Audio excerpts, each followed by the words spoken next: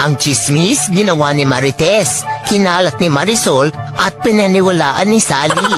Nakisali at kwento naman kay Eva. Ayun, paiba-iba ng kwento. Yung Marites ka na nga, pakilimera ka pa at inggitera ka pa. Ano yun? Collect them all? Sa panahon ngayon, mas nakakatakot pang makasalubong ang mga chismosa kaysa sa mga aswang. Kasi minsan, kaya tayo nagiging masama sa paningin ng iba dahil na din sa maling kwento ng magaling na chismosa.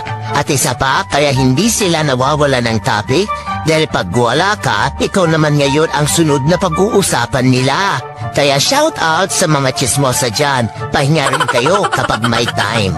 Ang chismis ginawa ni Marites, kinalat ni Marisol at pinaniwalaan ni Sally. Nakisali at kwento naman kay Eva. Ayun, paiba-iba ng kwento.